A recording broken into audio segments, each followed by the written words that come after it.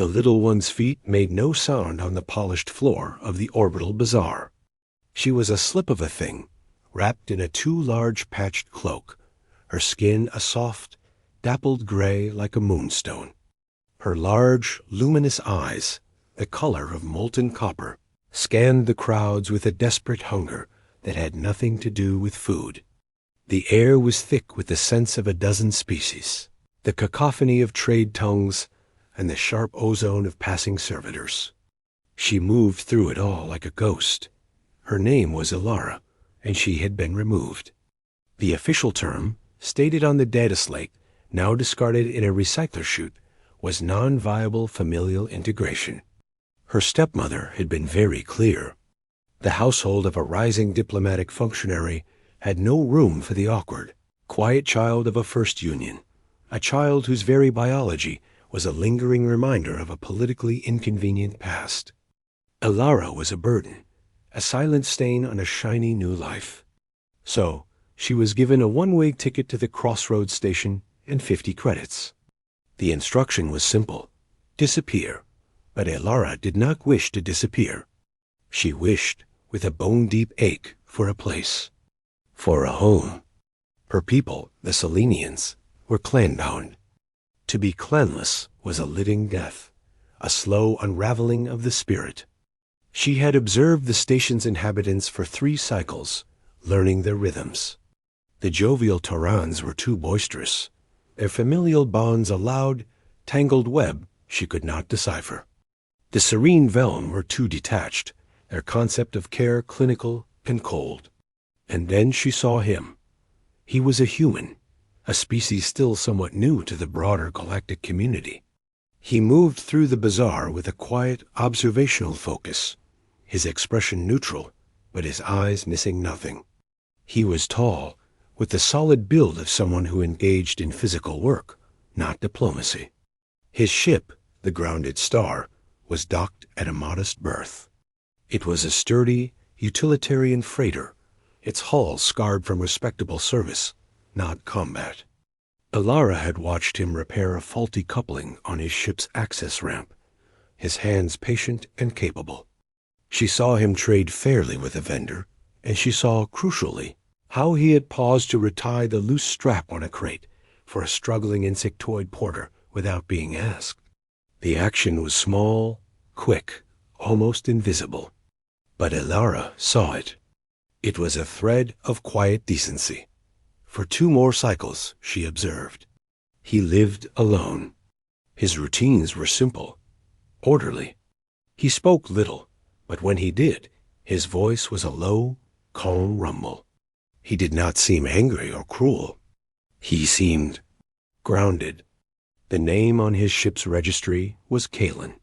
On the 3rd cycle, as Kalen returned from procuring engine parts, Aara made her decision. Her stepmother's final, cutting words echoed, "You are a disruption. No one will tolerate you." But survival required a gamble. As he reached the foot of his ship's ramp, she slipped from the shadows and stood in his path. Kalen stopped. He looked down at the small, cloaked figure. The hood was pulled up, but the tips of her pointed gray ears were visible, and those huge copper eyes were fixed on him, wide and unblinking. "Please," she said, her voice a thin whisper in the common trade tongue. "I require a home." Kalen raised an eyebrow. "Lost?" he asked, his voice that same calm rumble. "Not lost. Removed," Aara clarified, her words precise. She drew a shaky breath, summoning every ounce of her courage. The phrase she had practiced, formed from observing human social dramas in the station's data streams, felt strange on her tongue, but it held the core of her plea.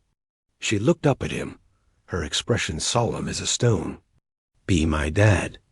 I will not misbehave." Kalen stood utterly still.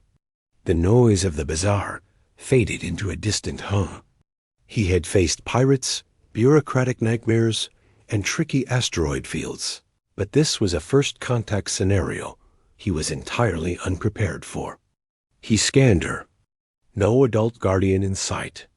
Her cloak, though clean, was frayed. The look in her eyes was not one of childish whim, but of profound existential desperation. "Who removed you?" He asked quietly. "My stepmother.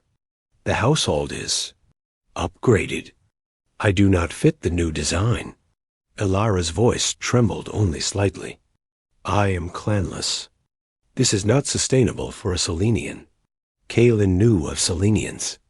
Their need for clan bonds was well documented in the cultural briefs. To be without one was considered a severe psychological risk. He was a solitary freighter pilot. His home was a cockpit and a small cabin filled with technical manuals and the quiet hum of systems. The idea of a child, an alien child no less, was absurd. It was a complication of stellar proportions. "I am not a family man," he stated, a simple fact. "My ship is not a place for a child. I am small. I require little space. I am quiet. I can be useful. I learn quickly." The words tumbled out, a rehearsed list of her assets. "I will not be a disruption. I promise." Her earnestness was a physical weight. Kaelin felt a familiar, unwelcome tug in his chest, one he associated with stranded cargo pods and wounded spacefaring creatures he'd occasionally nursed back to health. He was a man who fixed broken things. This, however, was far beyond a broken thruster. "Come on," he sighed, not with annoyance, but with resignation. He couldn't leave her in the corridor. He turned and walked up the ramp, leaving it open. An invitation, if not an agreement. Aara followed, her heart a frantic drum against her ribs. The interior of the grounded star was clean, ordered, and dimly lit. It smelled of machine oil, recycled air, and something warm and earthy Kellen's tea. It was nothing like the perfumed, sterile halls of her stepmother's residence. This place felt real. Kaelin pointed to the co-pilot's chair. "Sit." She scrambled up into it, her feet dangling. He brought her a hydration pack and a nutrient bar from his stores. She ate with delicate, swift bites, watching his every move. "What is your name?" he asked, leaning against the console. "Aara." "I am Kaelin." "Aara, I cannot be your dad. That is not a role one simply adopts." Her copper eyes dimmed, the light in them wavering. "I understand. You reject the clan bond." "It's not a rejection of you," he said, struggling to find the right words. "It is an acknowledgement of reality. My life is not safe or stable for a child. I am gone for long cycles. The work is unpredictable." "Unpredictable is better than unwanted," Aara said, with a devastating, simple clarity. Kaelin was silent for a long time. He ran a hand over his face. "You can stay tonight. One night. We will find a proper solution tomorrow." That one night stretched into a second, then a third. Kaelin contacted station authorities, but the mention of a diplomatically protected Selenian household triggered immediate bureaucratic paralysis. Official channels were a dead end. He researched orphanages, but the reports on cross-species care for Selenians were bleak. Their spirit truly did wither without a bonded caretaker. Meanwhile, Aara was true to her word. She did not misbehave. She was preternaturally quiet, observing him fix a faulty environmental sensor, her eyes recording every tool he used. On the third day, as he struggled to recalibrate a tangled set of wiring conduits, her small voice piped up. "The primary conduit is misaligned by 1.3 degrees. It is causing a cascade feedback in the secondary array." Kaelin blinked, looked at the schematics, then back at the wiring. She was exactly right. "How did you know that?" "I watched you run the diagnostic." The error code pattern indicated a physical alignment issue, not a software one. She said it as if it were obvious. A slow realization dawned on Kaelin. Her quiet was not mere passivity. It was intense, focused observation. She was a rapid, intuitive learner. He began to give her small, simple tasks. Holding a light, passing a specific tool. She performed each with solemn, flawless precision. One evening, he found her in the small galley, standing on a crate, carefully reorganizing the food storage units by nutritional type and expiration date. The system was more logical than his own. He started talking to her, not as a burden, but as a small, intelligent being. He explained the stars they passed, the principles of the ship's pulse drive, the stories of the worlds he'd seen. She listened, absorbing everything, and asked questions that were startlingly insightful. The crisis came a week later. A minor pressure leak in a lower deck. Alarms blared, lights flashed. Kalen, suited up, was preparing to seal the compartment. Aara appeared at his side, her face pale but determined. She held a data slate, a schematic of the ship's atmospheric systems glowing on it. "The manual bypass for Deck 3 is here," she said, pointing to a spot on the diagram he had overlooked in his haste. "You can reroute from there and isolate the leak without losing atmosphere in the main living area." He followed her suggestion. It worked. The crisis was averted with minimal disruption. Back in the cockpit, the ship restored to normal.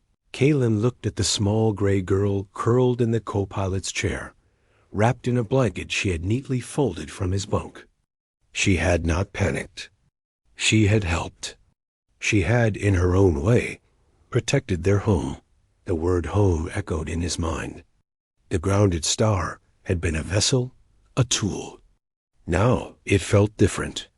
Her careful organization in the galley, her quiet presence in the cockpit, the way she had defended their shared space, it had become a place, not just a ship.